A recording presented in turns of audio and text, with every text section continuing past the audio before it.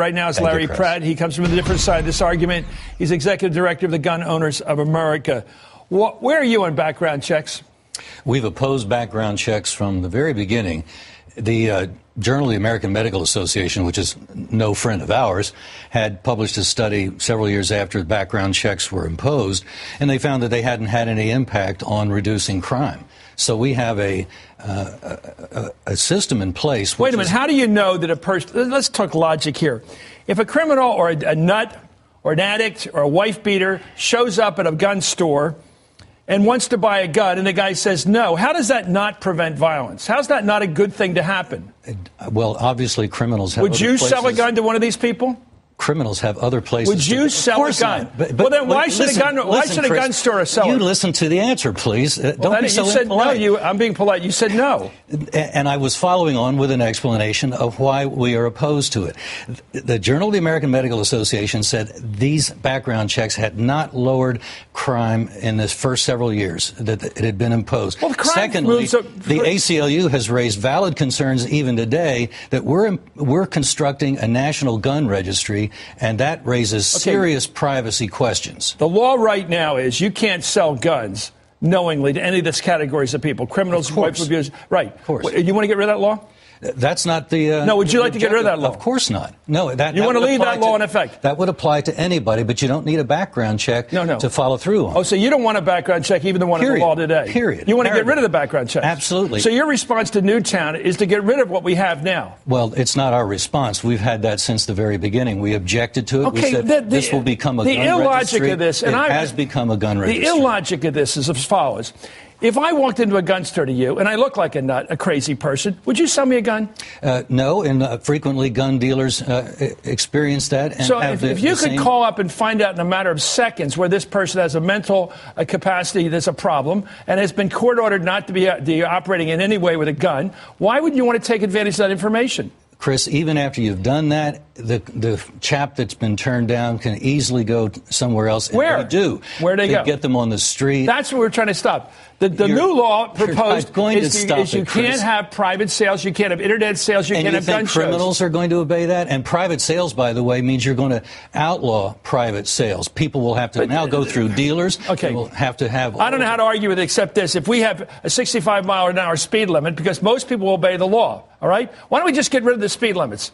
Because not everybody's going to obey them. As a matter of fact, Chris, we think the country would be just fine without the background check. Without any speed limits, too. Well, I didn't say that. You're making... No, but I'm arguing from your argument. Your argument says because some people can get around this, therefore don't try to stop it.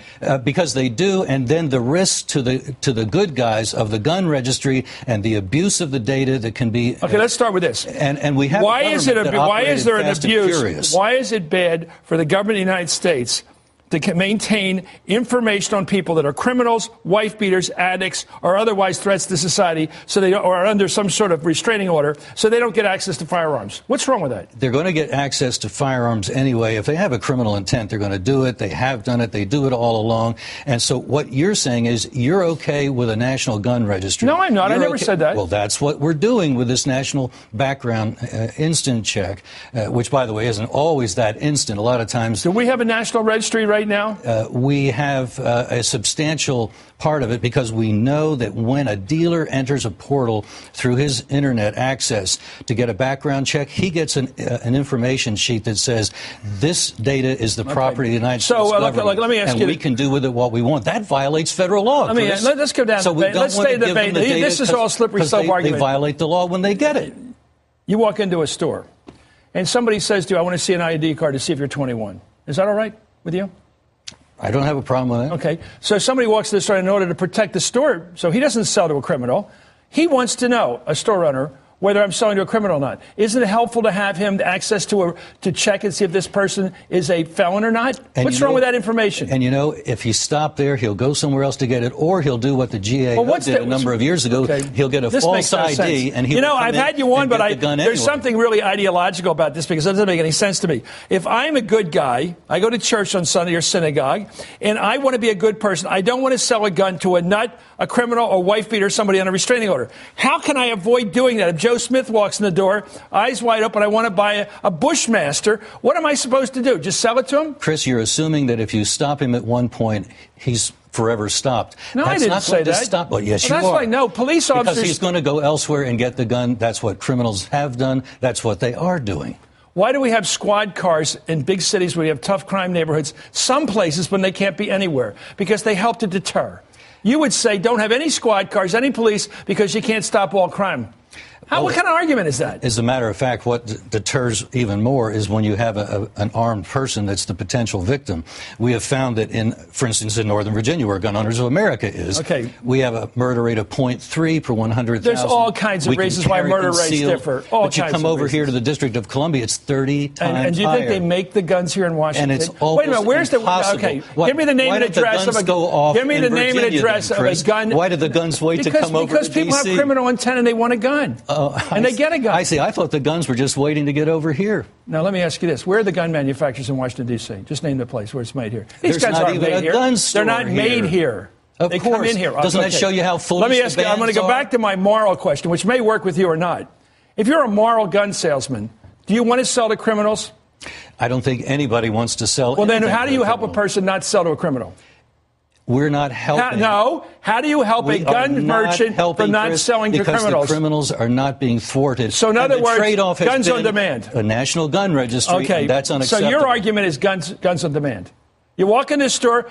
I'm a citizen. You got to sell me that gun. I don't care how crazy I look. You got to sell me that gun. That will actually not impair the ability to handle crime. You don't have a good argument. You know what? Let me tell you how your argument's doing. Let me tell you how good your argument's doing. All you want is control. You want to know who the gun owners are. I'm a pretty libertarian guy on things. Let me give you some numbers here. So we don't trust people like you. Do you trust? This is a Lou Quinnipiac bill. Just came out to see how well your argument's working in this country.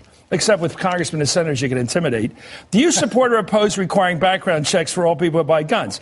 91% of people support background checks. 88% of Republicans, 96% of Democrats, 90% of independents, 88% of men, 94% of women, 91% of white Americans, 94% of black Americans, 90% of Hispanics. You're not winning your argument. As a matter of fact, they all want background checks. That poll is about as valid as a $3 bill. Why is that? They had said that something like 85-90% of NRA members and Gun Owners of America members wanted the background checks. We polled our members. Well, we just took you say this poll's no good.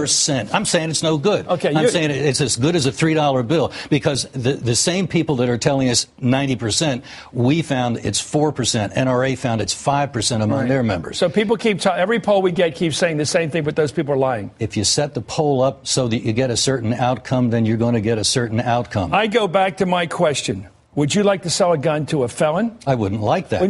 You wouldn't. You hedged there. Would you do it?